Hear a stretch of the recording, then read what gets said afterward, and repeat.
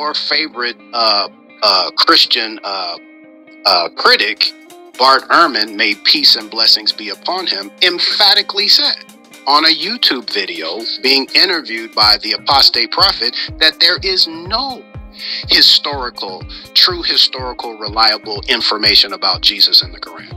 He said that. He said the most reliable documents on the life and times of Jesus are the 4 Gospels. So you're wasting your time talking about when the earliest manuscript was. What you're really doing is this. You know that your prophet coming 6 centuries after Jesus said a whole bunch of stuff that contradicted what Jesus said and what the apostles said and what the prophets before Jesus said. That's why you have to get into this textual critical argument, which your Quran, by the way, never does. Right. You're just struggling to try to justify a prophet who's a joke. He's an inconsequential prophet when it comes to the prophetic tradition of the Old and the New Testament.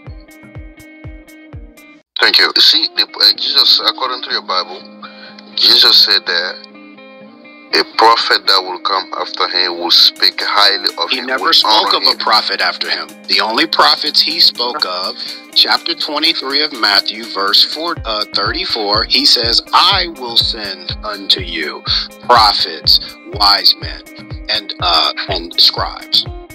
Thank you. The only prophets that come after Jesus are the ones that he sent. Can you please repeat one more time again? Matthew 23, verse 34. Good. What did it say again?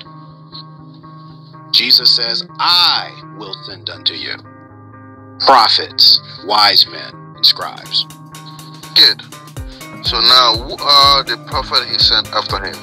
And nowhere he's talked about Muhammad. No, forget about Muhammad. Was Muhammad sent by Christ? No, was Muhammad sent by Christ? Who are the prophet he sent? No, was Muhammad sent by Christ? No, Prophet Isa cannot send Muhammad. He cannot send nobody. But no, Jesus says he sends prophets, wise men, and Sopharim. No, what I'm saying that after him, rename the prophet he sent, please.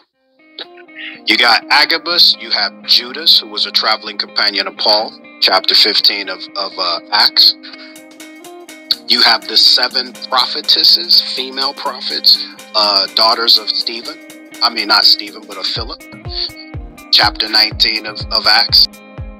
Okay, so now John, who also was an apostle, was a prophet.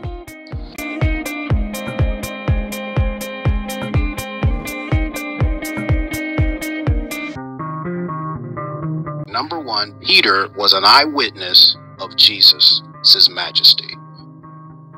2 Peter chapter 2.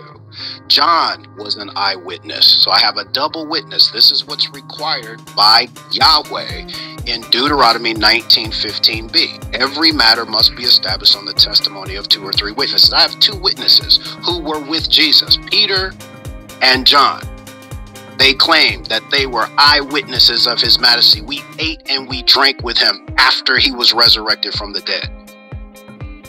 Anytime you choose anything the Quran says over the Bible, you're disobeying God because you have one witness of the Quran.